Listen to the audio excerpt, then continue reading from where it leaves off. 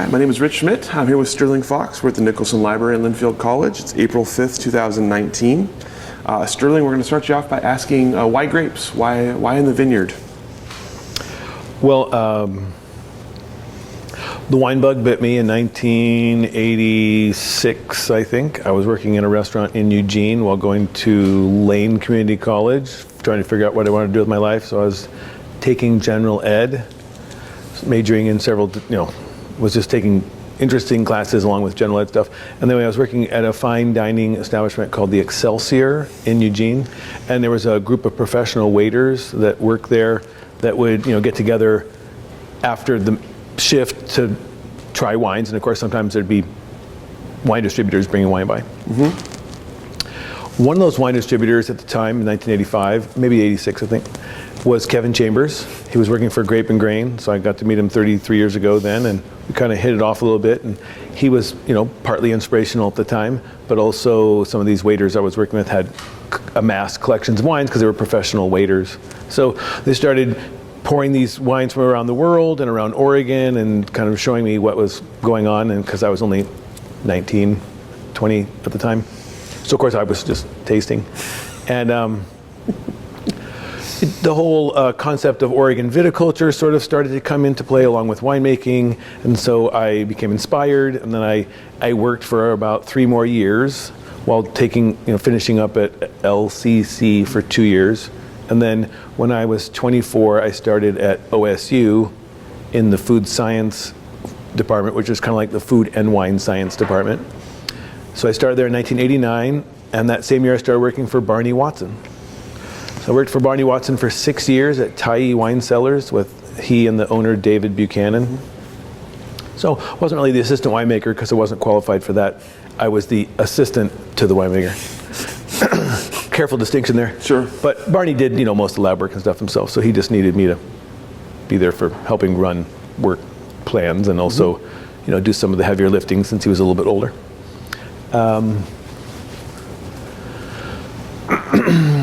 So in understanding from working in these restaurants that there was an emerging Oregon wine industry with some nice wines coming out, basically it was like in 1985 and the 83 Pinots were coming out, and that was seen as a good vintage. And then the 84s came out. That wasn't such a great year, but people chalked it up to Mother Nature and everything. Then the 85s came out. That was also seen as a good year. So it's kind of a little bit of Oregon was getting a little bit more recognized there in the mid 90s. Mm-hmm. So that spurred me to apply and prepare to go to OSU. Sure. So I worked at Tyee for 6 vintages until 1994. I worked at Harvest of 94 as well, but. It's also, I was at OSU the entire time for 6 years, and all the while I was working at Tyee, I was meeting a few different people in different departments of the industry, of the college, but also in other segments of the industry. I started going to what used to be called the Oregon Horticultural Society meetings that I'm sure started in the 70s or earlier, but I started going in 89, so I've been going for 30 years straight this year to that. Now it's called the Symposium. Mm-hmm. They still have a Grape Days event at Oregon State, but that sort of is more of research presentations, which is what Grape Days was a lot of back then, but then they created the Symposium, and so Grape Days has become more of an OSU research presentation format on its own, separate from the whole industry meeting that talks about a variety of topics besides just ongoing research. Sure. So the whole time that I was at school working for Barney, we got to work at with a bunch of different vineyards, including Die Crisp. That's where I met him. And of course he has a label now, Lumos, but back then he was farming his father's land and a couple other properties. So he was delivering high quality fruit, and I was seeing that coming in. Of course, he lived in Philomath, and I was living in Corvallis, so I was kind of, saw him around when it was at OSU. Anyway, after meeting him and seeing all this great fruit coming in from different places, Helmick Hill was one, Temperance Hill was another. Barney had kind of found some really nice sources of fruit from some nice vineyards from the nicer vineyards of which there were, fewer back then. But, he had a good reputation in the industry, and then he also had a lot of connections to buy good fruit for the Tyee brand. Mm-hmm. So the main point I'm getting at is under Barney's tutelage, I ended up understanding a lot about high quality fruit. Not necessarily always how people achieve that, but that the quality of the fruit was very high, and so I learned a higher standard, I feel, or I learned a high standard for what to expect from fruit. Sure. And then after going through some of the food and wine science chemistry classes, of which there are many in that discipline or in that major, I just gravitated to viticulture and felt like I was more of a outdoor person and a doer. Liked the variety of projects rather than maybe being, in one winery or whatever. So I guess the nature of viticulture appealed to me from its outdoor and diverse context that you would, farm grapes at. Seasonal differences and things like that kind of were appealing to me. So in 1995 and 96, I worked part-time for Mark Benoit, who was the founder of OVS and started a vineyard management company at the time. But I just did certain things for him. But what I was motivated to do at the time would be considered a little crazy. I went out and rented a mechanical harvester. Just because I had the confidence I could do that. On some levels it went okay, but on other levels it wasn't really a money-making thing, partly because of the seasonality of it, right? So what do you do the rest of the year when you're not doing some of these farming jobs? And that's still a main, one of the most difficult aspects to the industry entirely is the seasonality of trying to stay in business in the winter and then try to keep up with business in the summer, so to speak. So I just knew that mechanization was on the forefront, and I was just getting out of college and felt like, young and smart and full of energy. So I think I bought or rented most of this. I bought or rented a bunch of pieces of equipment. So I bought a tractor and then bought a leaf removing machine, which was at the time called a leaf blower. It's a big heavy thing that you strap to the tractor. And I bought a hedger. I didn't have any money. I just kind of borrowed what I could. And then I rented that mechanical harvester, but of course it needed a truck and trailer. So I bought like a 1978 Ford flatbed or something that would haul the harvester around on a trailer. And so, I was a totally one-man show, except that occasionally I would need an assistant to help me do some driving. So actually, during that period in 1995, I have friends from college and stuff, and one of my tractor drivers was Colin Malloy of the Decemberists, was one of my tractor driving employees. Complete coincidence, funny, but yeah. So he drove for me, particularly at the Shea Vineyard in 1995. Anyway, I digress, but that's awesome. I went and got I'd known him for years, from college, where his uncle and I, who are, long story about their age, isn't that they're only about 15 years apart, but we went to school together and were roommates, so that's how I met him. And I won't talk about concerts. Anyway, so I rented this one mechanical harvester in 1995, and I was trying to harvest some different vineyards, and one of them was the Shea Vineyard, which is very hilly, and I rolled the mechanical harvester over it on the, in the headland of the vineyard. And well, that didn't stop me, but that definitely slowed me down. So no one got hurt, but it just showed me I couldn't do everything, maybe. And I was, trying to kind of maybe prove to myself that I could do some new and more modern things, right? But that didn't really stop me from continuing. It just stopped me for a few weeks. But it's hard to be stopped for a few weeks in the middle of harvest. Anyway, so I took the machine back to Washington where I rented it, and they fixed it up, re-welded and stuff, and got some insurance, whatever, going. But then I brought it back down and did a couple more sites for different locations. Mm-hmm. One was for Mark Benoit, and the other one was for Benton Lane at the time. And I sort of knew the Benton Lane I knew the Benton Lane gang from back in when I started at Tidy in '89 because that was in Monroe, which is in Benton County, and so I knew those guys and they knew me, and then they gave me a chance to do some mechanical harvesting, and it didn't go ideally because they didn't really know what to do with mechanically harvested fruit back then. You have to process it more carefully or a little bit differently, and they kind of didn't know, but it was a good learning experience. So along comes 1996, and I'm actually doing some odd jobs on the side to keep myself busy and fed. So in 1996, I rented another mechanical harvester, different style, not so heavy.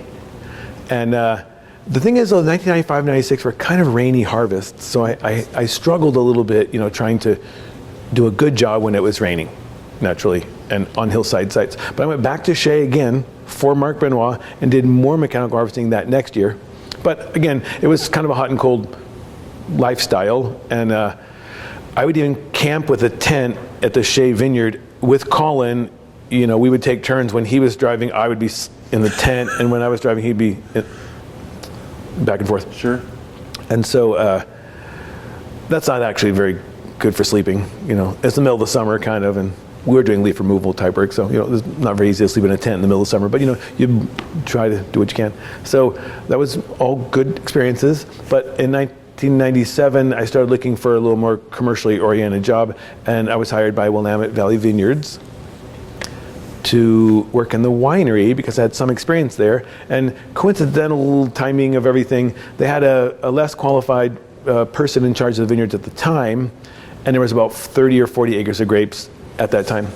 But by the end of 1997, they had leased the O'Connor Vineyard, which became Zenith, and the Tualatin Estate Vineyard. And when they leased those two vineyards, they ended up going to like 150 acres or something, all toll, which then I was somewhat suited to take that role by applying, internally at Willamette Valley Vineyards. And at the time, Joe Dobbs was the winemaker, and Kevin Chambers was the general manager. Again, back to Kevin. So Kevin knew me a little bit, knew my interest and passion and my stick with it attitude, right?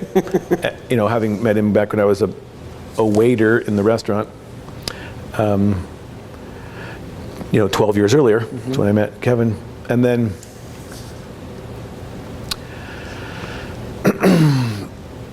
in 1997 is when Willamette bought the Tualatin Estate properties from Bill Fuller and his partner, Bill somebody.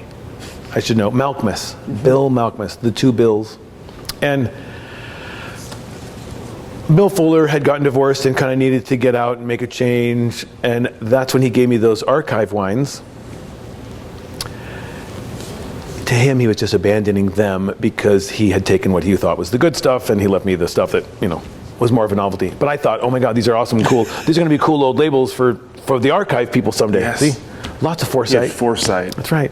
I'm always thinking ahead. You have to, in farming especially, so I'm suited to that. And also, I'm kind of a hoarder, so I collect stuff. So I'm glad to get that box out of my cellar. But in its proper destination only. Of course. And so those wines were just in a shed out behind his house. And in 1997, about 6 months after I was, started at Willamette Valley Vineyards, I moved into the Tualatin Estate house where Bill Fuller had lived. So I felt very lucky. And I got to spend some quality time with him because he was in the transition of selling and doing some consulting with Willamette off and on for a few years after that time.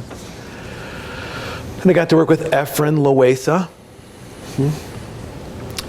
And he's there still now.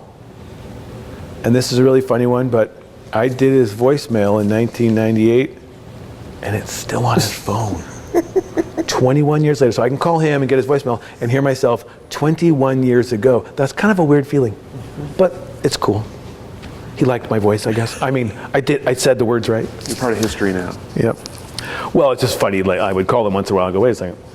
That's the voicemail I made for you in 1998.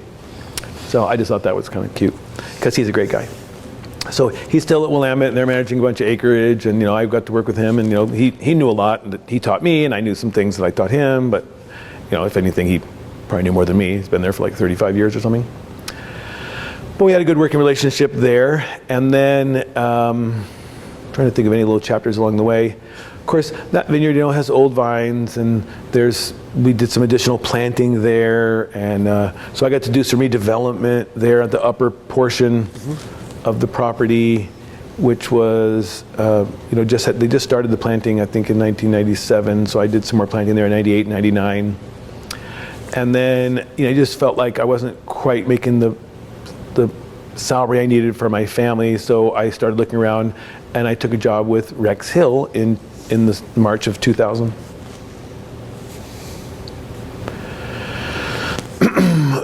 That was cool and great, after 4 years with Willamette and that Tualatin project. And Jim really wanted me to stay, but he was very nice. He understood, you got to go if you got to go. And so I transitioned smoothly to there, and I moved into the manager's house that they had at the Jacob Hart Vineyard. That's when I started working with Lynn Penner Ash, and that was good, another good experience, right? And so Rex Hill had about 10 of their own in-house vineyard projects going. They either owned or leased like 10 separate vineyards. Might have been 8 or 10 anyway. But I was, getting my feet under me as a career vineyard manager, and so I was interested in expanding the vineyard management capacity of their company, and so the company that I was the general manager of is called Oregon Grape Management, and it had several other managers before me. Tim Scott, who's at Archery Summit now, was the first manager of Oregon Grape Management for Paul Hart and Jan Jacobson. And then there was a second manager, I'd say after 5 years or something, that things didn't work out with Tim for some reason, I'm not sure. Diane Kenworthy, who came out of California, was the second manager of Oregon Grape Management. And she was from California, and sometimes California attitudes about Oregon grape growing don't quite match, and so it wasn't a perfect fit. So after 3 years, it was time for her to move on, and that's when I jumped in the spring of 2000. So anyway, I started soliciting the services of the vineyard management company, Oregon Grape Management, to other people, and I worked that company up to about 25 or 30 different vineyards we were managing. And in 2000, I started managing the Marsh Vineyard in the Dundee Hills. I'm still managing that site after 19 years, 20 years, whatever. This will be the 20th year. So I'm close to the Marsh family after having worked there all this time. But of course, there's been some iteration, some things have changed there, in the different management of the companies over years. We'll get to that. So, I started making more contacts. I was a little more central Yamhill County naturally than up in Forest Grove, and I started, making inroads into the vineyard management circles. And it turned out that by the time I got to 2005, I was managing all of Rex Hill, all of Chehalem, all of Bergstrom estate properties in that pursuit to take on more to keep people busy, during the growing season. And it was going great. I mean, it did all go well. I was at Chehalem I managed the Chehalem Vineyards for 3 years, and the Bergstrom Vineyards for 1 year. But Bergstrom, people would call me as a fixer because if they had problems getting things done, they knew that I was into that, and I was not afraid of a challenge. And so they just had trouble, kind of organizing their crew work plans with the winemaker ideas about how things should be done. So they called me in to kind of help streamline the management. And at the end of that year, they hired one of my staff to take over all their operations. I call that poaching, and that's happened many times to me. But these things happen. Anyway, I'll probably remember a few things that happened in that period, but I was managing like 25 to 35 vineyards each year at that time, give or take, some people coming and going and up and down. And so then I was hired in that 2009, I think, to start the Oloro project. And I think in 2007, I was hired to start the Evening Lands project at Seven Springs. So I did that Evening Lands Seven Springs project for 4 or 5 years, and then I hired an in-house team for them so that I would just be a consultant. And then I told them if a good consultant, if they do a good job for a while, you don't need them later, and that's what happened. We tried to do a nice job, and then we got them into their own crew, team paradigm, and then they didn't need me anymore, and I wasn't trying to make work. Soon after that, I started and put in the BZ vineyard, which is next door to them, and that's been a fun project. Bieze, if you haven't heard of that vineyard, it's a nice vineyard next to Seven Springs, and I think it would be fun for you to interview Jerry Beasy, the owner, because it's like a 100-year-old farm with a 100-year-old home on it, and he's turned it into a nice vineyard next to Seven Springs. Sure. He meaning he and me, but when I say me, I mean me and my team, right? Because I couldn't do all the work I do with it. I didn't have a bunch of really good people working with me. So I bounced around there a little bit because some of the timelines I just have to remember or look at calendars. But in 2006, Rex Hill decided to sell all their properties. And I was helping Paul Hart do some lot line adjustments and make things more presentable for sale. And so we created the Jacob Hart Vineyard, which was a bunch of parcels, but all farmed as 175-acre ranch. We carved it down into 350s. I mean, it had lot lines, but I mean, we sold them into 350-acre pieces and a 25-acre piece. And the 25-acre piece had the least vineyard on it, but had the house. And so when we sold the 350-acre pieces, one went to A to Z, and the other two went to two other people. Olenek was the first buyer of one of the other ones, and then Todd Hansen was the other buyer of those two, and they have brands of their own. Sure. Anyway, the 25-acre piece was left for me at the end to buy with my wife, my second wife. Let's talk about my wives for a second. I met my first wife in 1993, and we had our first daughter, Madeline, in 1994.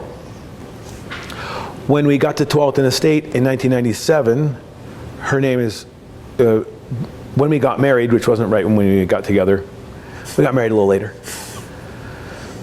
Her name now is Kelly Fox. And so when we were at OSU, she was in the biochemistry department and I was in food science. And so we had some classes together and we played ultimate frisbee and stuff like that, and fell in love and made a baby and named her Madeline. And then we moved to Tualatin Estate property, and I was also entrusted at the time, because of its satellite location nature to Willamette, I was asked if I would just oversee the tasting room operations that were there, which were just open on the weekends. Mm-hmm. So I started hiring tasting room employees in addition to vineyard management. Very busy. And I asked Kelly, who was, our second baby was born in 1997, just a few months before we moved to Tualatin Estate. So since she was busy with babies, right, 2-year-old and an infant, she worked she just did some part-time work, right, in the taste room. But then once the babies got past nursing stage and, she was getting back on her feet to be more in the career-minded, since she had a degree in biochemistry and appreciated food and wine like I did, I said, hey, you should think about winemaking. That would complement what I do really good. And so she started working at Willamette Valley Vineyards as a intern, which is usually where most winery people start. And then she started working in the lab in enology because she was qualified with her background in biochemistry. And then we moved to that Newburgh opportunity, like I said, in 2000. I think around, I've got to place this better. I should know this.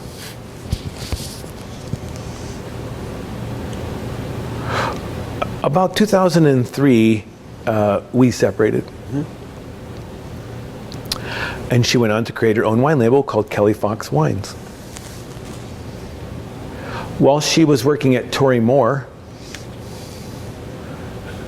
I met some of her coworkers, and one of them's name is Kelly Kidney. But I wasn't really paying attention because I was married. But after I wasn't married, a few years later, I started to pay attention.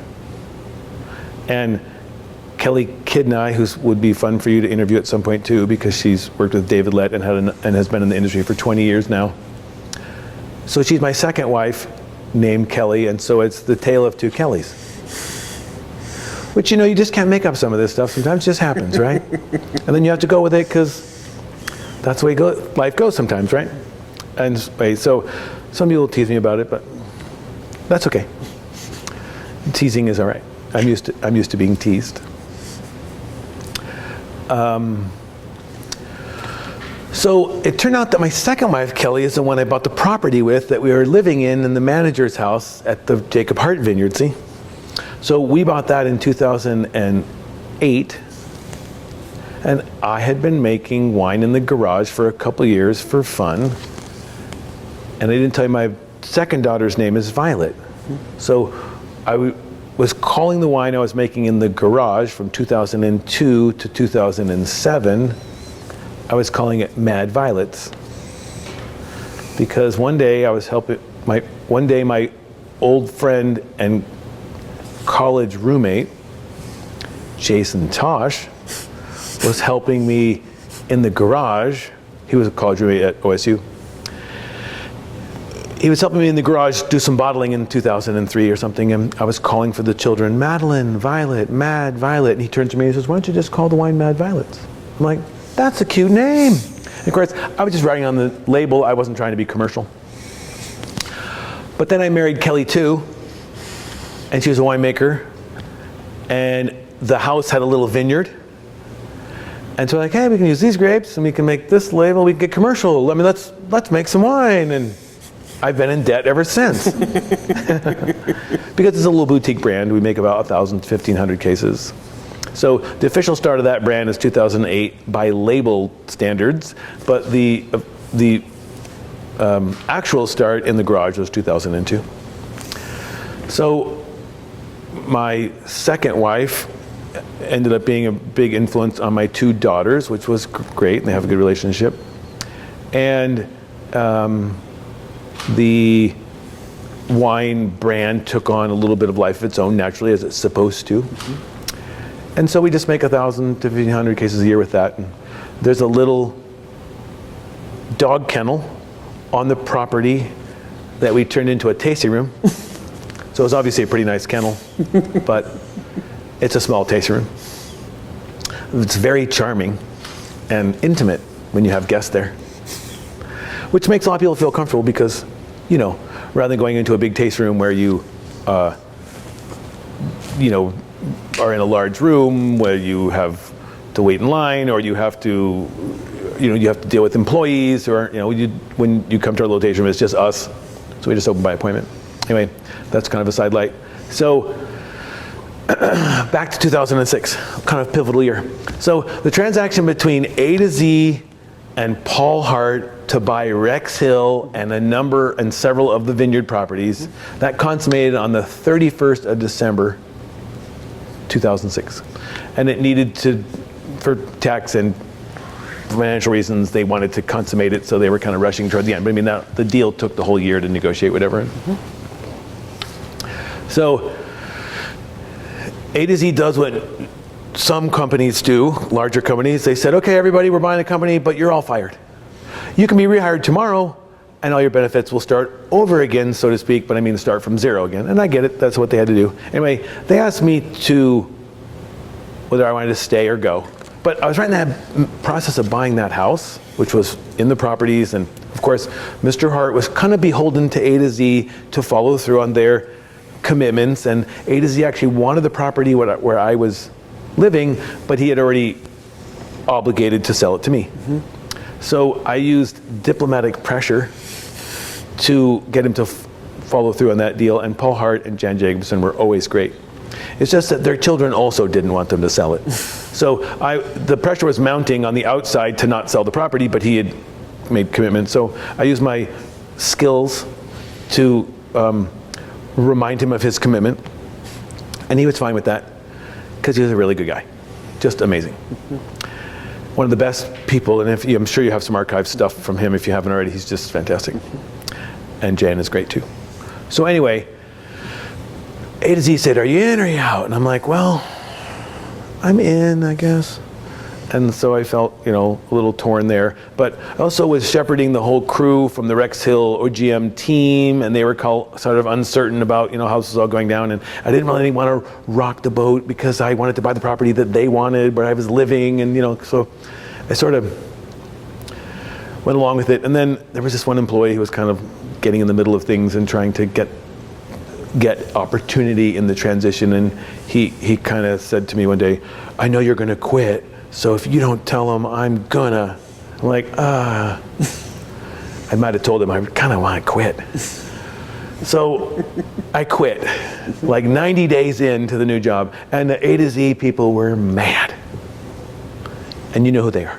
Mm-hmm. And they're all professional business people, and I like them enough. But they all got their own way too. So I hope the archives reflect their history properly. But moving on. They weren't too happy. But what happened was I was managing like 30 different vineyards at the time, and 15 of them were Rex Hill supplying properties, and 15 weren't. What's interesting is the most profitable year of Oregon Grape Management was 2005, when I was managing 30 sites. But profits in companies, corporations can be shown in a certain way. But we were going well, business was going well, and we were doing okay. From a profit margin standpoint of farming, because farming is not always a profit margin business. Anyway, it needs to be to survive. So the point is that half the sites I was farming were not sites that Rex Hill was receiving the fruit from. So A to Z didn't really care or want me to farm them, but they were going to try to let me farm more to keep the company going, and in order to retain me. Mm-hmm. But instead, because of the circumstances where I didn't really feel like working for that type of corporate structure company, basically they said something like, "We want you to work more and we're going to pay you less." I think I'll try my own path. So I took the 15 clients that A to Z didn't want, and I started my own company in 2007 called Stirling Wine Grapes. SWIG for short. Yeah, that was a coincidence, by the way. and so then I've been on this self-managed company that I founded, for the past 12 years, and I'm still based in Newburgh, and I still manage 30 or plus or minus sites annually. Like I said, Marsh is one of them, and that's a fun one to mention. The Seven Springs project, kind of came up along that same time frame. You got to manage estates like Britain and, like I said, Chehalem and Bergstrom and Rex Hill, of course, and then Scott Paul, which recently that brand went under. I'm sure I can remember a few more if I thought about it, but I would actually say that I may have managed more vineyards personally than almost anyone else. So there's a few veterans who are very accomplished that have been in the business longer, including Joel Myers and Bob Bailey. Those two guys, I'm sure you've archived their stories since they're a little bit older than me, and they've been in the industry longer. But because of the nature of me taking on a lot of smaller clients and wanting to work with a wider range of people, I've been very accepting over the years of diversity in the owner category. Mm-hmm. See, that's diplomatic. So I've worked with a lot of different people, many of whom would maybe only last a couple years or maybe like get their show on the road. Example of that is a couple years back in 2016, I was asked to come into Patty Green Cellars and do the same thing. For 2 or 3 years, I managed all their operations, got them all rolling smoothly, and they took one of my employees, right, to help them take care of everything. They didn't ask, though. Anyway, It happens. So I've built this attitude and I think reputation of being very quality oriented, and all started back to the restaurant business where I was tasting fine wines and then working with Barney Watson and seeing all this great fruit come in. It just sort of gelled in me over the years that I really only wanted to grow the best fruit. I worked at the best sites, which would make the best wine, which I thought was also, the most important, right? But it was important because I was quality oriented to seeing what was the best way we could do it. And that's just been a pervasive attitude I've had from the beginning, is working, my specialty is working with winemakers who are a finicky bunch, to make them feel like they got the fruit farmed to the standards that they were trying to achieve and that they had expected. And of course, it doesn't work every single time, but I would say, I have a high degree of success in helping winemakers feel like they got the fruit of the highest possible quality, because that would make better wines. And then if they ever felt like they didn't get things done right, then they would say, well, if something happened to the wine, it's because we didn't get good enough fruit. See, so I never wanted the overall fruit quality aspects to be a limiting factor for a client, just because I always had this really high standard of quality in my mind that I was trying to go for. And so sometimes I've been seen as more expensive than some of my peers, and that's a fair comment.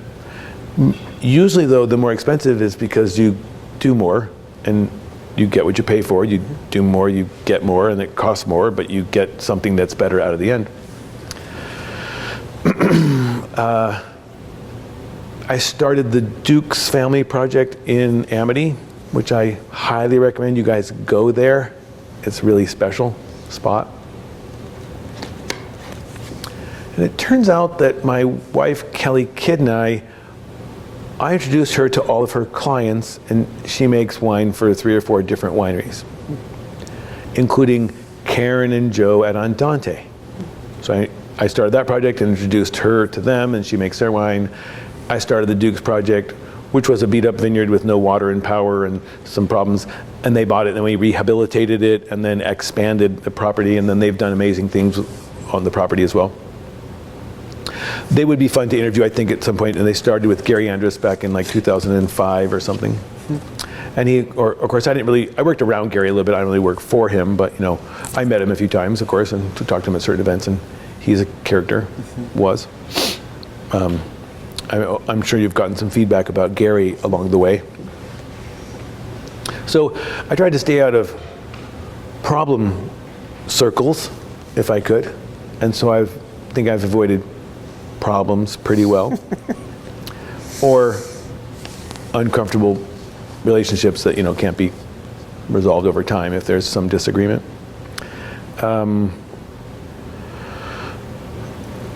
Trying to think about current events a little bit. Well, maybe I'll ask a couple questions and we'll come back to current events. I also want to talk about live. So I was involved in live. I'll make sure I come back to live. Well, yeah, you can come back to it. Let me ask you, just in your definition, how do you define vineyard management? What is it you do for people? Good question. Well, it's a year-round property management service from my standpoint, but obviously there are winter periods that there's very little activity, so you have to go with the flow of energy and needs in the property. But to me, vineyard management is maintaining or enhancing the quality of someone's fruit producing operation in the best interest of the owner and the buying clients, and by doing so, preserving the integrity and equity of a property, but also trying to enhance its reputation for this value-added product that's downstream, literally, of the fruit, the raw fruit product. I take it very seriously to try to be sustainable, and we have a number of organic clients, and we're happy and willing to do organic farming because I believe in it, but also I go back to the client, right? So, a lot of people buy organic vegetables, but organic grapes are a lot more complicated than vegetable production. So, and the Organic Act is basically an act of Congress that has very black and white. So I try to interpret that for people who want to know what is the best way to farm organically. And we've done some biodynamic farming as well, and I think that is an element, a layer of frosting on that cake, so to speak, of sustainability and of also being mindful of the planet and natural processes. So to me, it's just maintaining and enhancing people's property. I got him his first job. He was in a horticultural business after we got out of college. I went into vineyards and he went into horticultural nursery production. And I for years I was saying, hey, you should try the vineyard business. So then, I gave him a reference, whatever, but he didn't really need one much. But I recommended him to the Ponzi's, and then he started there, and he went to Amity, and now he's at Stoller, and so he's had and on the wine board, and he's had a nice trajectory, and he's a smart and great guy. Anyway, so to me, being responsible and mindful with people's property, because we don't just plant vineyards, we don't just cut all the trees down and plant vineyards because we think that's going to maximize tonnage of production. I think that's a big mistake. I think that there's careful and thoughtful ways to develop a property into a vineyard that allow us to have some element of the natural environment be a part of it. And a great example of that is the J. Christopher Ernie Lowson project that I also was hired to put in. And there's a lot of beautiful trees that we left in and around the vineyard to try to enhance the natural aspect of that. And that's a classic example of trying to work with what was there, old oak trees and sloping hill and stuff like that. And so, to me, it's just maintaining and enhancing people's property and trying to get the most I can from a quality standpoint out of there. And actually, it turns out, because I've tried to do that so hard, a number of winemakers, are usually happy to find out that I'm managing a site that they're getting fruit from, because they know we're going to really do the best job we can. Sure. Within the budget, if possible. Again, it's not always easy to stay on budget, but we try to do a nice job, and we're more mindful of that each year, because as the cost of things go up, we have to always show that we value the numbers as well as the activities that the customers are paying. You mentioned working with winemakers and I believe you called them fickle was the word you used, which yes, is finicky. Finicky, yes. Also a good word. So I'm curious with that relationship, because of course they have a standard in mind for what they want. You have a standard in mind for what you want. Clearly, sometimes one of you has to flex or the other. So how do you kind of work that relationship? How do you build relationships with winemakers, and how do you negotiate the finished product? Well, the winemakers usually call the shots, and that's understandable from a variety of perspectives. The owners often don't know much about winemaking and the chemistry and processes, and it's very subjective. So winemakers often get a little more authority and or latitude to make decisions, because it's the raw product of grapes that they're taking from the handoff from the farm and going the next stage. Mm-hmm. And so whoever's in charge of the final stage of something gets more authority and control over the prior stages to achieving that result. And since the process of winemaking is somewhat mysterious, especially to a lot of site owners or non-science related people, who might own vineyards, they're given a lot of latitude to make those decisions that are will achieve the best wine. So I see the position that I'm in, contributing and working collaboratively with winemakers to get them to trust that we're going to do it the way they want. And so, it's like the buck stops at the winemaker a little bit, but on the way it has to, pass through the vineyard manager's hand. So I treat winemakers with a lot of respect for their goals, mm-hmm. and I will advise them if they want, or if they feel, if I feel they really need some. But, many of them are very qualified and talented individuals who know what they want. But, there's, at the end of the day, it's often, I'll just use some average numbers. At the end of the day, we'll just say 3 tons an acre, and you have to have the right number of people, space, tanks, barrels, bottles, labels. So a vineyard could easily produce 4, 5, 6 tons an acre. And we're using an average of a quality Pinot Noir vineyard at maybe 3 tons. Of course, some sites would be more and some might be less. But the point is that everybody has to have a goal of what's to be achieved in the future. So all the contracts, all the payments, all the pricing relates to some agreed upon contractual amount. Because if everybody brought in 4 tons an acre, then you'd be 25% over and you would run out of money to pay for 25% more barrels, bottles, labels, space, everything, right? And every ton costs something to produce.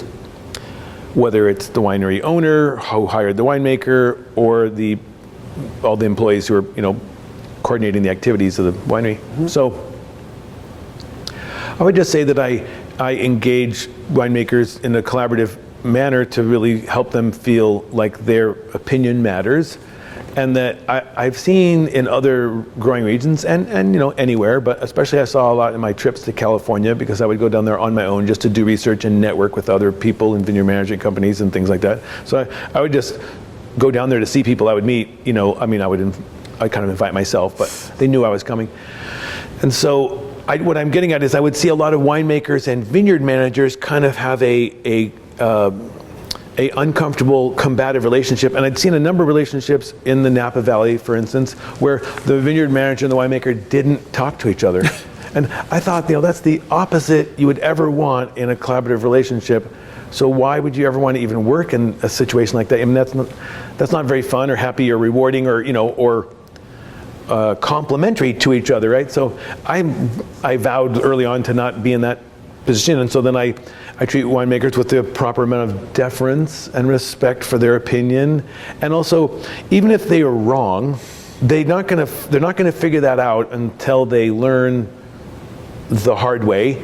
And so I might advise them one way, and if they didn't want to do it, I'd say, okay, well, let's do it your way, because then it's going to be what it is. And if there was going to be a problem, it might turn up, but then they would own it, right?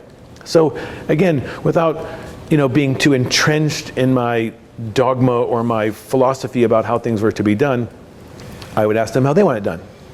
Now, back to the whole 3 tons per acre thing. If it's supposed to be 3 tons an acre, then that's what they want. And you got to get it there through a means of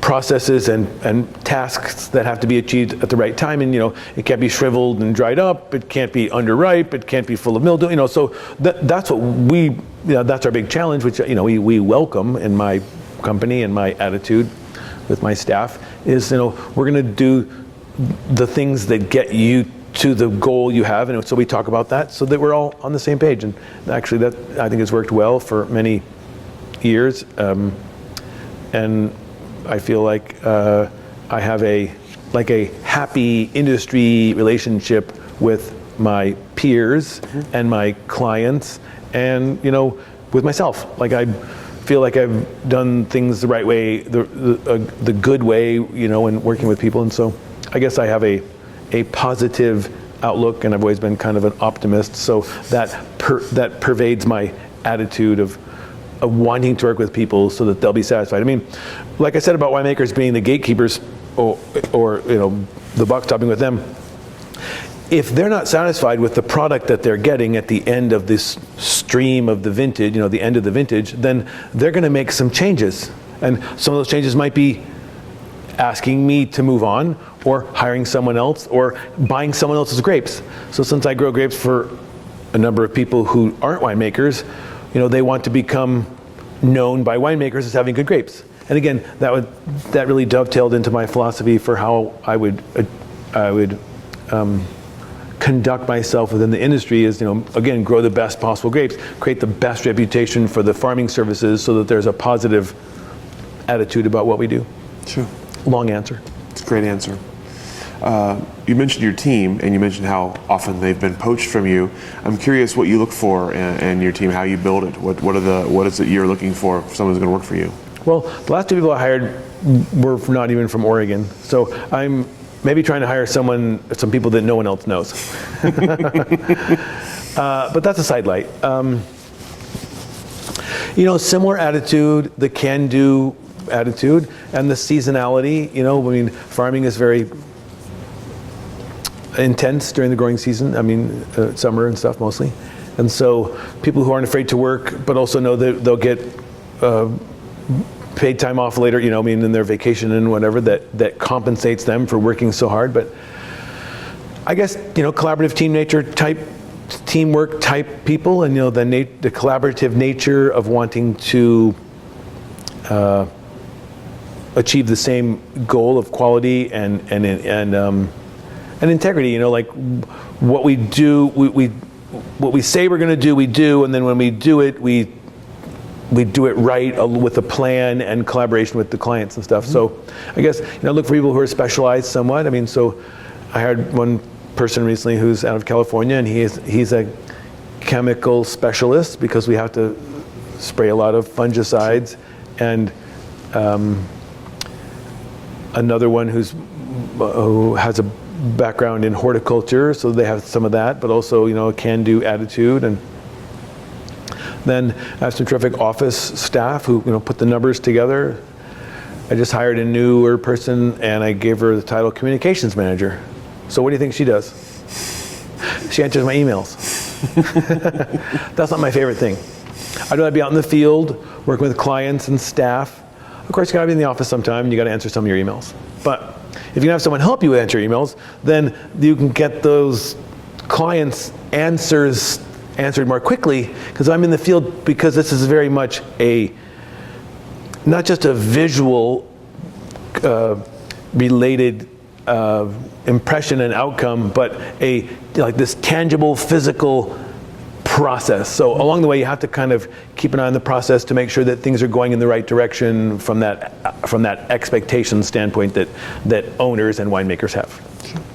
And so I hire, I guess, people I think that have similar attitudes to me and that want to work in a team environment. And it's not a big company. I mean, I have 8 or 10 full-time employees, and then crew varies throughout the year.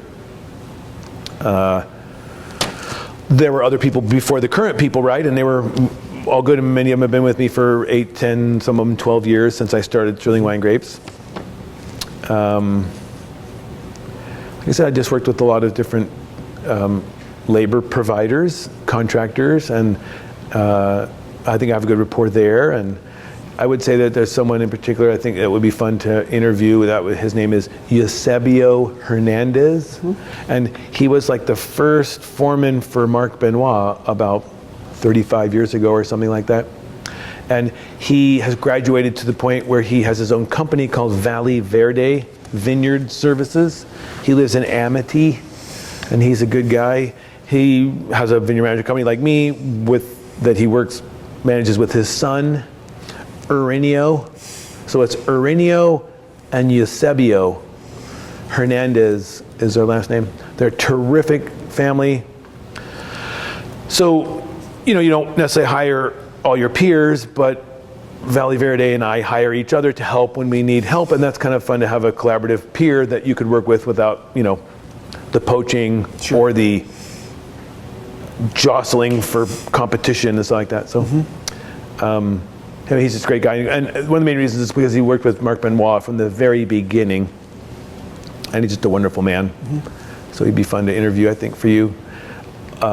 Kevin Chambers knows of him because when Kevin Chambers got to OVS and created Results Partners, Eusebio was one of the main components for that at that company, not OVS, but the Results Partners part. So I'll just make a little comment quote that might help put some things in perspective for everybody. There are, I don't know now, 15,000 acres of grapes in Oregon, right? And there's around over 700 brands or something, right? Wine brands. But there's only 5 or 10 vineyard management companies, because that's a really tough job, actually. And it's a young man's game, it's just a lot of energy, right? And so I've always been an energetic person, but I wouldn't say that I'll do it forever, maybe I'll retire in my 60s or something, who knows? It's just that it's a special type of person who can handle the finicky winemaker client paradigm, multiplied by how many clients you might work with. on top of the seasonality and the stress of cash flow in such a seasonal business. So most vineyard management company people, they didn't go into it because they had money ahead of time or because they wanted to make a lot of money. They did it because they like farming, which is kind of a true pursuit type of mentality, which I think is a neat aspect to the attitude. Whereas, a lot of people who buy and start wineries, they got the money somewhere else, right? Or they inherited something from their family and they wanted to have a lifestyle change and have the wonderful winery and wine industry lifestyle that many people envision in the industry when they come here or start in it. But most of the vineyard management people, they're farmers who like to grow wine grapes or got into it through circumstance and interest of horticulture and other pursuits, when they went to college, and they kind of turned on something with them to do that. So, this small core of vineyard management professionals is growing naturally as the industry has grown, but it's really a very, very small segment of the actual industry because it's very challenging to manage a bunch of people's vineyards and then have everybody be happy. So I was counting in 2017, I grew fruit for 50 different winery brands, and that's where the logistics come in, and especially at harvest when it's very time sensitive to their schedules and weather, and so I feel like it's a nice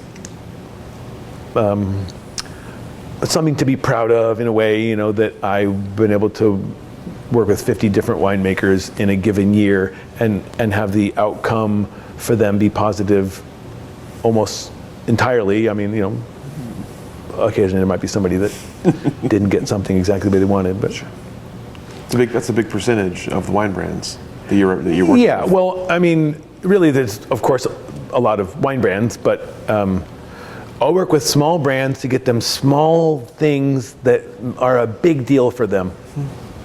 Because I've also noticed that those small wine brands often those winemakers could become big wine brand managers down the road. See, so I feel it's a cool payback mentality that if I can help them when they're small and getting started, that they'll remember me later when they're bigger and have more authority to hire vineyard management, or they're going to say, well, if we can get fruit from something Stirling is farming, then we can trust he's going to do a good job like he did back then when it wasn't very important.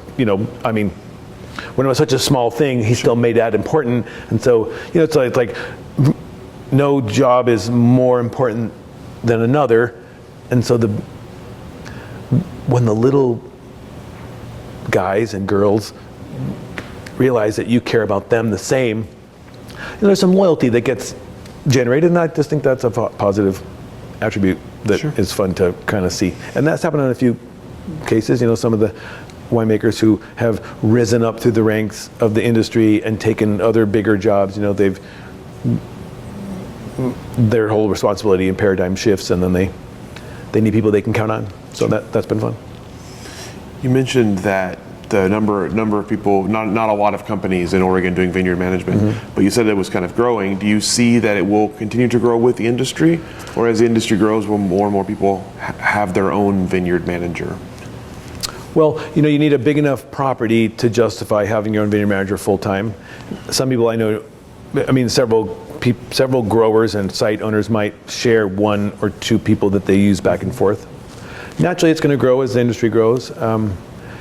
I don't expect a lot more vineyard management companies to start, although, I'm sure there will be some. I would say there'll be some consolidation, which is just, industry trends in any growing industry. And then there would also be, well, the consolidation part is that, that anyone who's here could get bigger and then take more on rather than having a smaller competitor. But in terms of being a competitor, once you get larger competitors that have consolidated, sometimes it's either hard to compete with them or hard to break in. So I'm sure there'll be some, but I wouldn't expect a lot more. I mean, there's some California energy and companies, one in particular that's come up here more recently, and a couple. That reminds me, I could speak about my impression on the Premier Pacific deal at some point, if you care. I would love to hear about that. And then there's the live program to talk about a little bit. I got that one too. Yes, absolutely. So I guess I'd see some consolidation, some growth, but again, wineries and winemakers and site owners wanting, there's a certain inertia about farming that they trust the bigger fish to get the job done, and that's a security blanket mentality, which is understandable. Sure. So some growth, but I think mostly some consolidation. So I'm going to back up for a second, then I've got a couple questions to ask you about what we've talked about so far, but I want to back up to when you were in school at Oregon State, you started kind of working for Barney.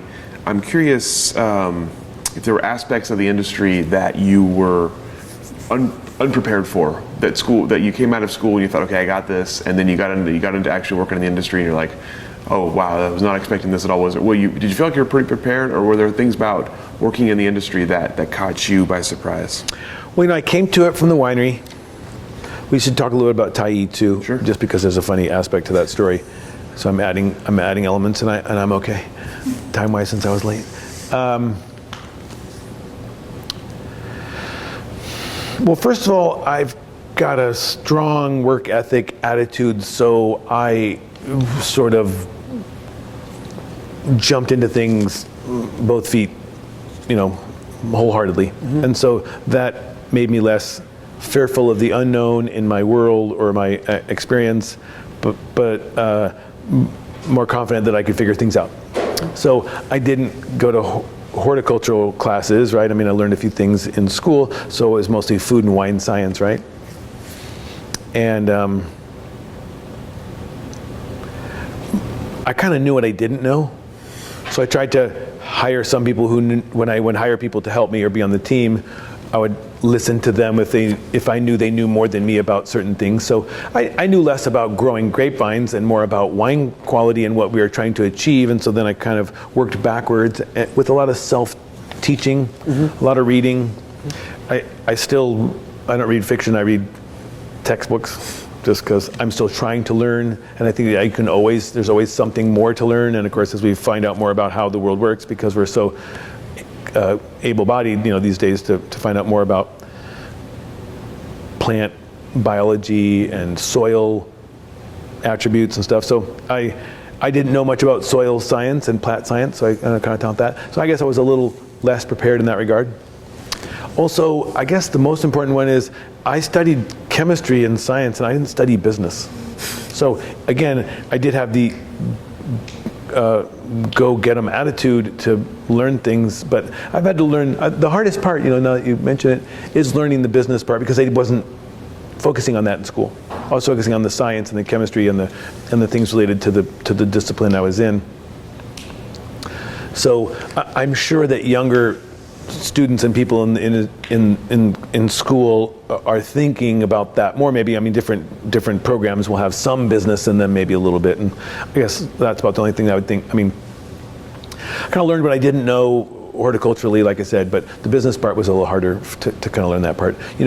Managing people and finances. Sure. Yeah. So tell me about Tyee then. What? Well, yeah. So one of the most fun things of all, in a way, at least as a memory, was that when I started, and for the first 3 or 4 years of the 6 I was there was the de-stemmer, which is still in their taste room, is made 100% of wood. Except for a little teeny motor that they put on there because it used to be a hand crank, but they got tired of hand cranking, so they put a little motor on it with a belt. And of course the belt and the motor would get all covered in grape juice and stuff. It was kind of a mess. But you could only put about 50 pounds of grapes in the hopper, because it was only about 2.5 feet square. And then the wood pegs on the rollers would liberate the berries from the stems, and then you'd pull back an arm and the door would go up and the stems would fall out, and you'd close the door and you put back 50 pounds more. So we were doing 50 tons a year, 50 pounds at a crush, at a time. So that's where I came in, because I was young and strong, but also I was able to bring other college kids who were young and strong, and we would all work together and have fun, getting all sticky and juicy and stung by wasps and stuff. But the pace of it was kind of, epically slow. And then I think in the fourth or fifth year, he did get a stainless steel modern press, but before that it was all hand crank press. So you had to, like a jack, a hydraulic jack. So you had to operate the ram with your hand, just by cranking with your hand to make it go down each time, and then, make it go up, which I think you had to hand crank it up also. And then you'd open the cage and break the cake, and then maybe try to repress it to get more juice, because those don't press as hard, but they're seen as high quality pressing, but also time consuming. So there was a lot of manual labor at Tye in the early days when they were getting started, and it was kind of fun, I know, for them. And Barney is Scottish, and so he's always had a frugal way about him. But that was, that's how a lot of farmers learn how to do things early on, is, do it yourself with what you got. So there was definitely some make do, learn how to make do attitude that a lot of farmers need to have in order to survive, especially during the lean years or the early years when they're trying to start, something that they maybe haven't done before. So, because Barney worked full time at OSU, we'd go out there on Friday afternoons and then work Saturdays and sometimes Sundays. And that's how I paid from school, was that, a few other jobs, but that was my main job in college. Because of course in the summer there was more going on. I didn't work in the vineyard too much, just a little bit, but the Buchanans, managed their own vineyard there, and they're still there in second generation. Margie's the mom. I'm forgetting the daughter's name. That'll come to me. Anyway, second generation Buchanan family member is still there and making the wine. And I think she went to OSU. So they realized the unique nature of that D stemmer, and I think they have it on display in the tasting room there, because it should be on display, right? So definitely something we used for years, though, really still works, but was kind of limited in scope. When they got new stuff, about the time I was leaving, they got new stuff. So in the live program, which I was a part of in the founding in 1998, because I was working for Willamette Valley Vineyards, who was very supportive of the live program. So I got to know Carmo Vasconcelos, who was at OSU at the time, and then Steve Price and Ted Castile, and Porter Lombard, who was terrific. I think he might be still alive, and I don't know if you've archived him, but he's terrific. So I got to work with these great people at OSU, Porter and Lombard and Steve Price and Mina McDaniel in the sensory lab, which is another job I had at Food Science. I was working for Mina McDaniel in her lab. Anyway, all these people are helping, support the whole live program getting started. And so, I was like a member through Willamette Valley Vineyards. And then I think in 2003, I, got voted on. I volunteered to be on the live board, and I was its chair for 2 or 3 years. I think 2003, 2004, 2005, something like that. But the Chris Serra and the records from live will help if you wanted to pinpoint the years that I was the chair. But that was a fun experience, collaborating on that, and also, working toward sustainable viticulture and certification and those programs. So I was very supportive of that, and felt like that was a fun thing to be a part of. As I got closer to 2006, when Rexa was selling and I was starting my own company, I realized I didn't have as much time to do some of the volunteer work that I was doing at that time. So that's when I kind of got off the board at that time to let other people go in. And since then, there's been, that rotation of people that volunteer and help and do it. And there's been a great transition all the way through, I think, of some really good people getting better all the time. Chris Serra is fantastic. That was my live blurb. Do you remember, so you were there for the beginning of live. Do you remember what the impetus was for getting live started? Well, I think, a lot of the inspiration was Ted Castile and some more green-minded farmers and more sustainably minded people. And then Carmo, who was wonderful, I believe, although she didn't really fit with the Oregon industry very well, but she tried, and she moved on after 5 or 6 years or something like that, maybe a little longer. Carmel had some international experience with other farming regions where some of these same philosophies and attitudes had permeated, trying to be, be more sustainable at farming and, not rely on chemicals and use natural controls and things like that. So just a combination of a number of people in the industry. I know there's a few more I'm just not thinking of. Al McDonald, of course, was pivotal as well with Ted and helped a lot and get the program going. He was terrific. He kind of got it off the ground personally with support and collaboration from Ted Castile and a number of other people, and Carmo. So, they went and found some European sustainable farming standards through the IOBC, which is International Farming Certifier, and so they found good information with that organization that helped them draft a framework for the protocols of how to be sustainable, and then how can we certify it. And they, everybody tried to keep dues low so that it'd be affordable, and inspections minimal so it wouldn't be seen as invasive or threatening to farmers who didn't want to be told what to do. So I just had the similar farming attitude. I was a little younger than some of the generation of people who were starting that and were kind of in the first wave. I think starting in the 80s, I'm kind of part of the second wave, I think, somewhat, as far as timelines and generational timelines. And then I think, we're kind of transitioning from the third to maybe the fourth wave now on a generational standpoint of, say, every 20 years or something like that. So it's been fun to have that perspective. But I just was green-minded, kind of philosophically person, sustainable attitude about the planet and wanting to, do the right thing. Sure.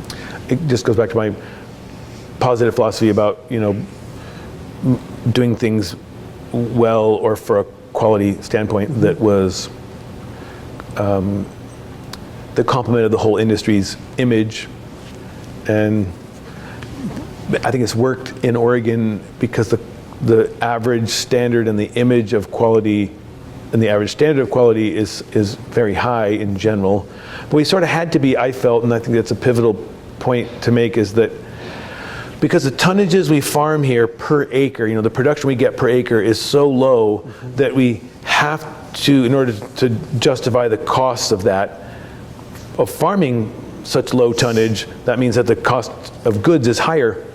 So with high cost of goods, you have to have high quality, so that the full circle perception is that, well, we did the right thing here, we made the right wine, the wine was great, it's sold at that price point, which is higher than average for, for this country or whatever, but it's not higher than average if you compared it to quality Burgundy, sure, which are much higher in price. So I kind of knew that along from the beginning, that we can compete with the best if we're focusing on quality that yields the outcome that will stand the test of time, sure, that people will pay attention, and they are. There's been a nice recognition about the Oregon wine quality in general, and of course I'm mostly talking about my region, Willamette Valley, Pinot Noir and stuff like that, but there will be more varieties, and there are more varieties coming here now that are unique and interesting and less known, that kind of create a spark of interest. And wineries need more than 2 or 3 wines, tasting rooms need more than 2 or 3 wines to generate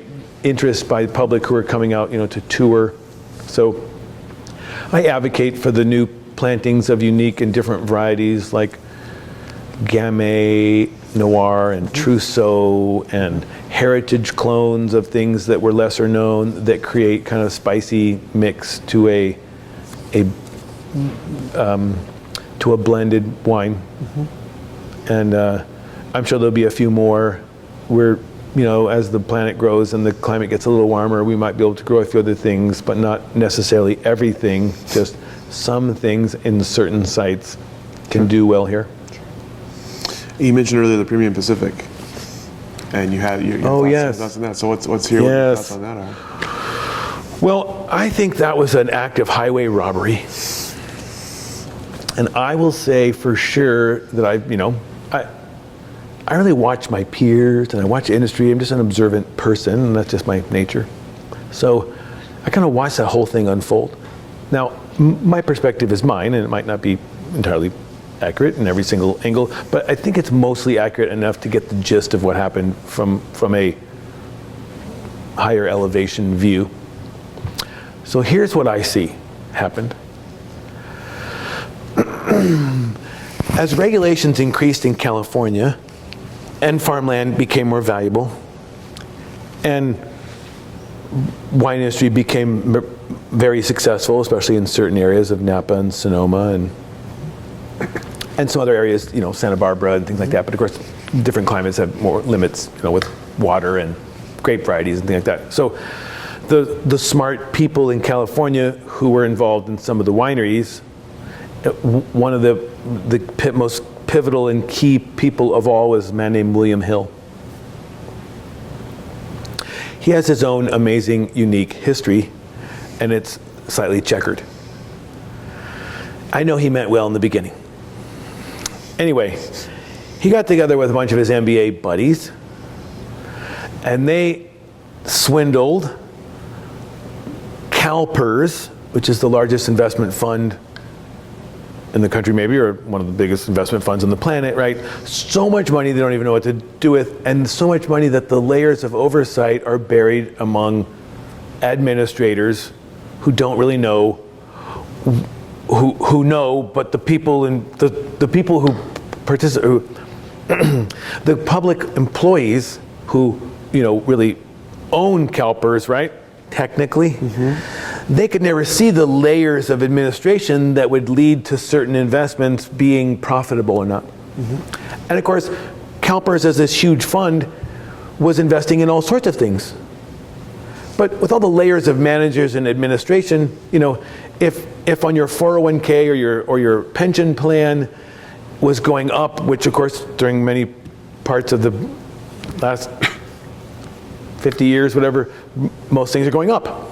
Stock market's been going up.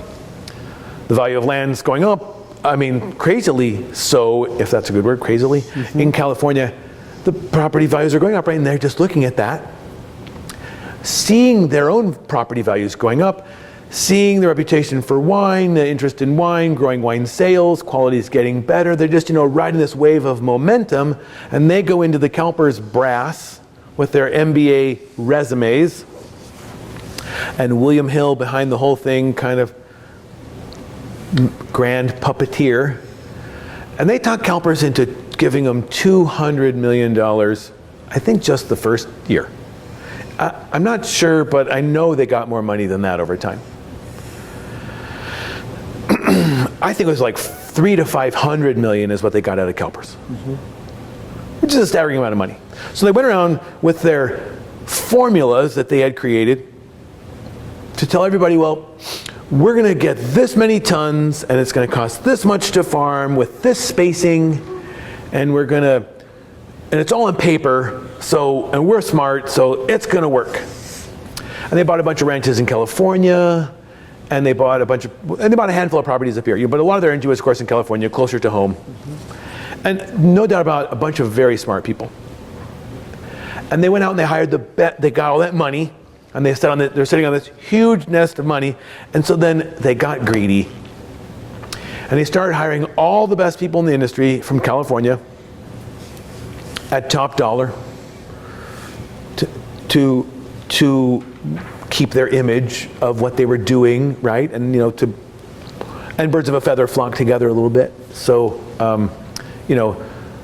people got on board to this gravy train.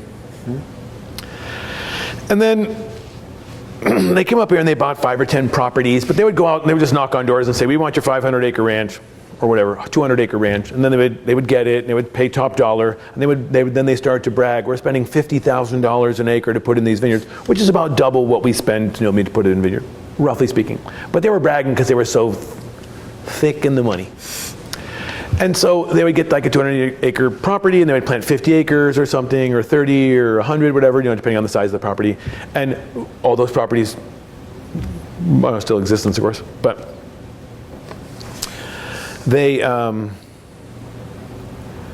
they had this formula where they were a little bit arbitrary, and a lot of them were kind of like, we know better than you, we're from California, we're from the successful land of grape growing, and you're just Oregon nobodies, so just move out of our way and let us do what we want.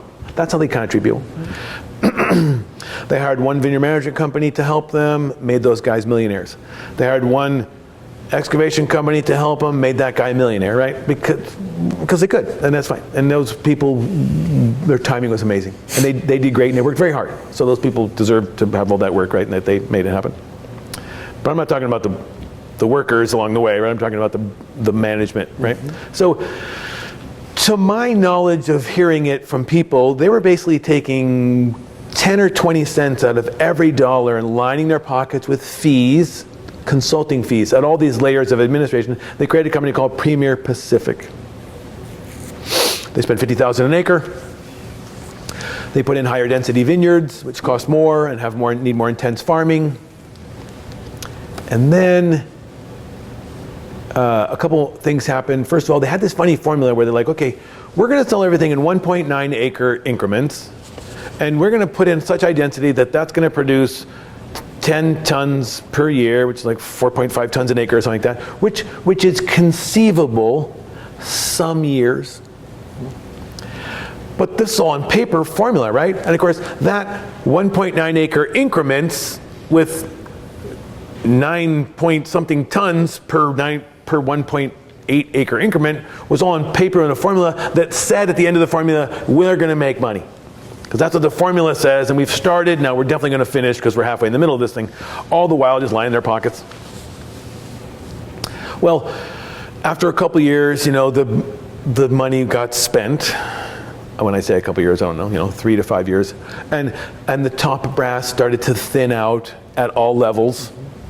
Partly because when the money started to run out more, because they were spending it so lavishly and lining their pockets, all the top consultants stayed, but everybody in the middle and the bottom started to peel off, right?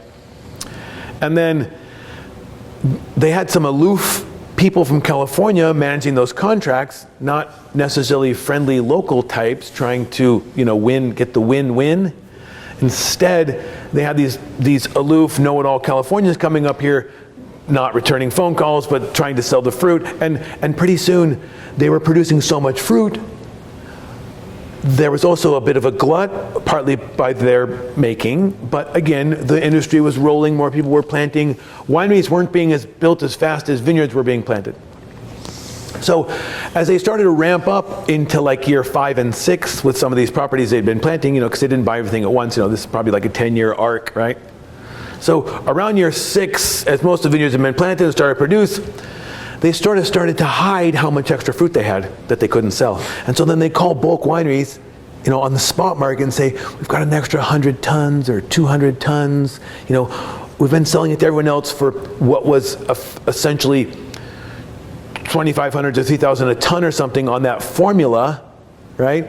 For the 9 tons on the 2 acres kind of thing, right? So that all penciled out. They were able to produce fruit and sell it, for around 2,000 to 2,500 a ton, something like that, and maybe more in some cases, right? The best considered blocks, whatever, right, in the best locations. Well, then they started to have this huge surplus of fruit, so they'd call the bulk wineries on the side, in the shadows, and say, if you take 100 tons, we'll give you a special deal. So then the model started to fall apart. All the while, everybody's still taking their fees, right? Everybody still gets that first 10 or 20% of every dollar first, and then so they started running out of money. And then as CalPERS started to understand that this was a never-ending scenario, they just said, we need to stop the bleeding. You guys have never made a penny in profit on any of this. And of course, a lot of the value is in the equity of the property, but still, at some point, the annual operating expenses need to be in line with the annual income from selling the fruit. And so it turned out that they couldn't make that formula work. So when they kept asking for money, and things got more heated and more difficult and more stressful, Premier Pacific said, well, let's just declare bankruptcy. Bye. My pockets are really fat, But see, all the people downstream, when I call about a crime, I think that they just swindled CalPERS out of all this money, lined their pockets, and ran. And then what happened? They sold all the vineyards for 50 cents on the dollar of what they spent, which was more in line with what we would spend for vineyards that we would put up here normally by people who are not taking advantage of the situation, right? And so all the big fish came up and gobbled all those vineyards up. And you know what? And one of them was Jackson Family, and I'll tell you, that was a huge savior. I mean, they're a big company, not everybody's gonna like big corporate attitudes and stuff, but they've been pretty cool all along. And frankly, if we didn't have some big fish to come in here and buy those properties, the glut would have been worse, see? So they saw an opportunity to come in and get great vineyards at a reduced price on beautiful properties and strategic locations, because the CalPERS, because the Premier Pacific guys were really smart, and they knew what they were doing when they bought those properties. And so a bunch of Oregon wineries who were in the position to be able to purchase at that time, were lucky, and timing is everything. And then Jackson Family bought, a couple of those properties, and owns like 5 brands and bought a couple other wineries, and frankly, we still have a huge glut. We're way overplanted still, and that's not necessarily great for, like you said, is the industry going to grow and how and who and where? Well, there's going to be some fits and starts and more challenging aspects to the growth of the industry, because we have an overplanting scenario right now. We need to get caught up with wineries that can take up that surplus. But this whole Premier Pacific thing, it's like a weird lucky curse of sorts. The curse part is that they, kind of failed at what they tried to do from a profitable standpoint, but they did create a bunch of nice vineyards, which then made the industry even more attractive with these larger scale, high quality, well managed, well installed vineyards, all with irrigation, reservoirs, roads, no expense spared. Sure. And so, the outcome is that it kind of enhanced the vineyard, the industry on certain levels by having professionals from California who were very experienced do a nice job. I just begrudge the managers who took all that fees and kind of swindled CalPERS and could never make any money because they were always kind of lining their own pockets first. So anyway, it has kind of this full circle ramification that now, they brought more attention to the industry from California, and so more California wineries have come up here, and then that helped with the attention from Europe and other regions and other investors, and so it was just kind of a funny little scenario that kind of happened in the shadows a lot. Sure. Because they didn't talk about what they were doing, because sure, they didn't want anyone to know. It's super interesting. Yeah, that's my take on CalPERS, and I'm pretty sure it's fairly true to that reality of how that went down. I gave you a short version, but that's awesome. Pause for just a second. Yep. We talked about Mad Violets earlier, and Sky at Start. What does the future of Mad Violets look like? Do you plan to expand or try new varietals, or? My day job is really vineyard management, and my wife's day job is making wine for her clients. So Mad Violets is like our third child, and it's a boutique winery that is going to stay small. We might grow it a little bit over time. We're really only in 4 or 5 states, particularly Oregon and Florida. And that's another story about how you get sales started in one state or another, but it has to do with connections and commitment to the market and, time spent meeting people and stuff. So we're also sold in Japan, but just a small amount. The point is that we're just going to give it small and boutique and have it kind of be a illustration of what we like to do together.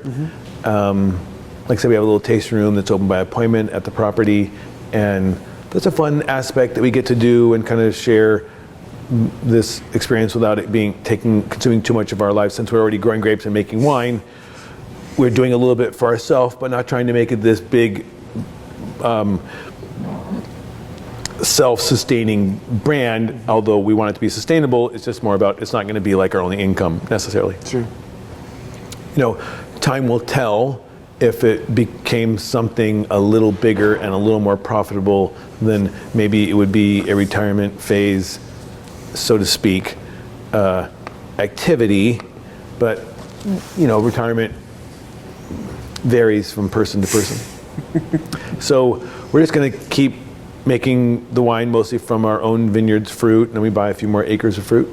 And we we feel the wines are, we've been told by people who try the wines and by our own palates that we think the wines are worthy of continuing to make and pursuing as a course of showing what we like to do. So if you can imagine that, since my wife and I collaborate with multiple clients where I grow the grape and she makes the wine, our project that we do together is like a calling card for people to see what we can do when we work together. Sure. And the wines that she's making, I think, are high quality, and the grapes have to be pretty good too. Sure. We've talked a little bit today about the future of the Oregon wine industry, and we talked about kind of the future for vineyard management, future consolidation, and things like that. What do you see as you look into the future for Oregon wine? Do you see more growth? Do you see certain obstacles in the way? What is it you're looking at as you look into the, say, the next 15, 20 years of Oregon wine?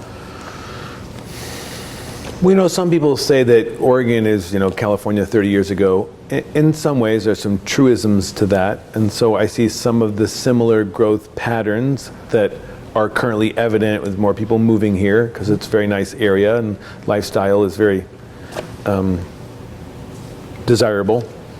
So I just see continued urban growth in the cities and some rural, although, they're not dividing property in the country here too much, so you can't just make more wineries and homes. And so I feel like that some areas, like in Dundee and Ribbon Ridge in particular, have been sort of built up, planted out somewhat, not 100%, but there's more higher concentration of plantings because of the perceived quality and the wines that are being made from some of these sites and areas. And so I guess I see more of the same, some continued planting and growth. Again, we are kind of overplanted here, so I'm sure things will slow down somewhat, but people can bring money from other places and still start their own brand and their own winery vineyard operation without it having any relation really to what's going on in the rest of the industry. However, that's not easy. Still, again, it kind of depends on the person's background and business plan. Mm-hmm. However, because this is a really nice grape growing region, and because there's less regulation here than, say, in California, where there's a lot more people and there's more regulation about rural use. A quick example is in California, in Napa County, I know for sure, you can't even replant an existing vineyard without an environmental impact study. Now, I don't think that's all bad, but it's just an example of regulation that has slowed some things down there, but the reason that they instilled that is because things were kind of going crazy fast. Mm-hmm. And some people were taking advantage of the circumstances, and so they had to place more control on people who would take advantage.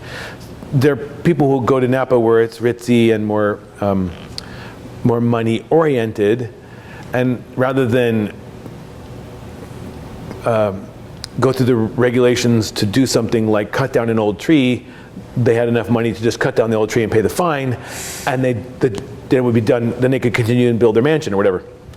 So those type of things happened enough where people felt like maybe the industry was taking advantage of them because of the high dollar participants in that industry, that they had to sort of put the brakes on some people through that manner. And so that's just an illustration of the trends that I'm sure we'll see here over time. For instance, there's only so much groundwater, and as people put more wells in and take from those aquifers and those recharged areas, right, we're going to not necessarily run out of water, but we are going to affect our total water availability. And then there will be in the future, I expect there'll be a moratorium on wineries and maybe wells, and because wineries use a lot of water, is what I'm saying. Mm-hmm. And so there's one I see would probably be something that is a hot button in the future. And people have seen what's happened in California, where there's maybe run out of water and have drought conditions more and more people. And so I think there'll be a little bit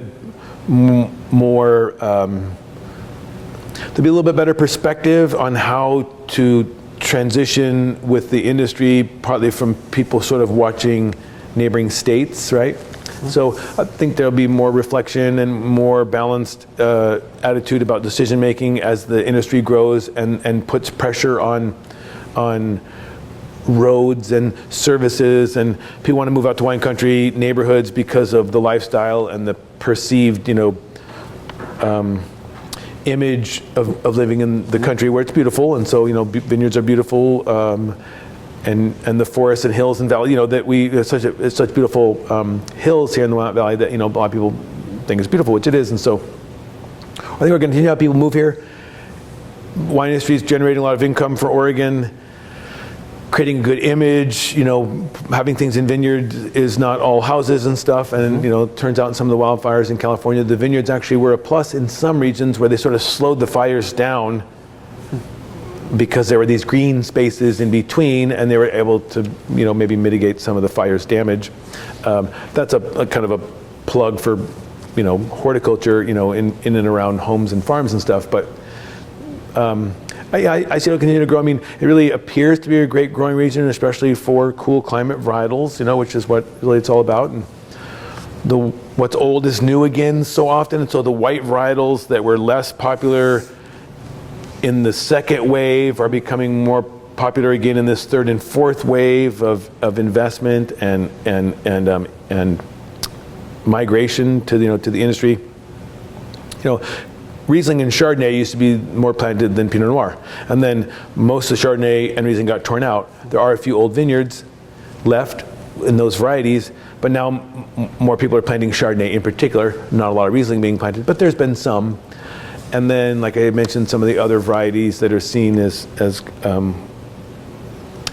ideally suited to this climate, especially as the climate warms, we're going to see more areas to be able to expand into the Coast Range foothills and slightly higher elevations in the mountains, possibly the foothills of the Cascades, but that area is colder because cold air drains down off higher mountains. And so the east side of the valley, which actually David Lett had a vineyard there early on at about 900 feet in the Abacoa area. It was one of his first vineyards. Hardly anybody even knows that, but it just ended up being too cold. Not too cold. The grapes are still there. But it ended up being a cold site, but also far away from the traffic patterns that were going from Portland to the coast, right? So Dundee's kind of a fun, amazing place that just close enough to Portland, beautiful soils, make great wine grapes, and not a lot of rock, so wine is quite nice out of Dundee Hills. And so it was all this kind of perfect set of circumstances that allowed that area to get kind of built up, because those same types of soils that are in Dundee Hills are in other areas of the valley, but the proximity to Portland was kind of the ideal thing. Just past the urban growth boundary of like Beaverton, Tigard, you went through Sherwood, and then boom, you're in Newburgh, Yamhill County, and then there's Dundee Hills, Shayla Mountain. And so, kind of a nice set of circumstances allowed the industry to proliferate in Yamhill County, but also that's one of the hillier areas that didn't have as many homes. And once it kind of got started, and the ball was rolling, then it kind of built on itself. People started to, go there for the same reason. And so I just think that trend will continue, yeah. And people are trying to make, other unique types of wines like white Pinot Noir. You know what that is?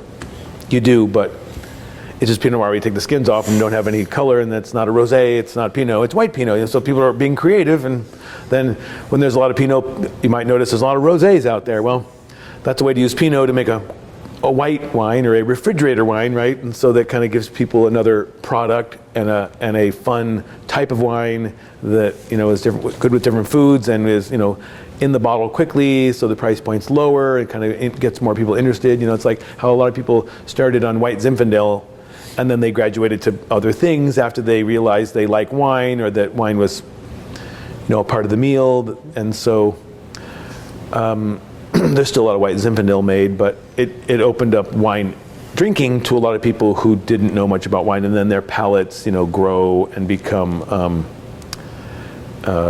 developed. What's the word I was looking for? an acquired taste or something. Once you start on something, you keep exploring it, and then you realize that there's more to it, and then you get more interested, and then you tell your friends, and on it goes. Yeah, I see continued expansion. There's a lot of great vineyard ground in this whole valley, all the way down the Coast Range foothills from Forest Grove to Eugene. It's just these fantastic foothills at the right elevation. And we don't want to be at the valley floor because it's too cold and vigorous. And we can't be at the top of the ridges because it's too cold and rocky often, but just too cold. And so the sweet spot's right in the middle. Not too high, not too low. We call it the Goldilocks factor. Just right. Love it. So that's all the questions that I have for you. Is there anything else you want to add at the end here? Anything I should have asked that I did not? I can't think of anything offhand at the moment that I didn't already blab on about. Covered a lot. Yeah. Well, I think I have a somewhat unique perspective maybe.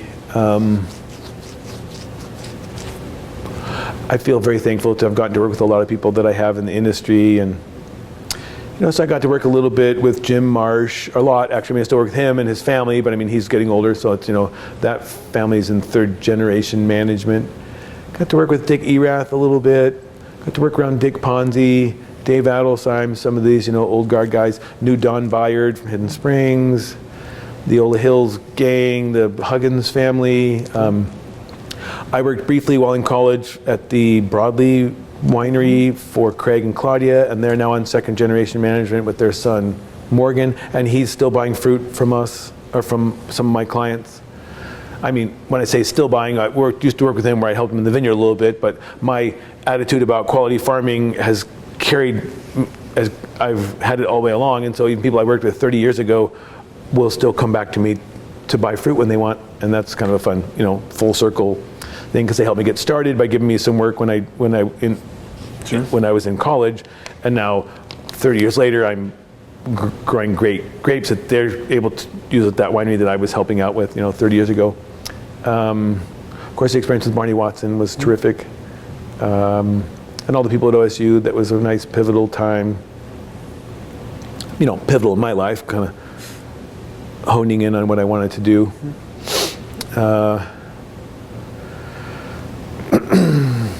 I just like what I do, so it's fun for me. I'm a happy guy. Good. That's what we like to hear. Yeah. So thank you so much for your time, for your answers. Yeah. It's like time you worked out just right. Lots of time. Yes, exactly.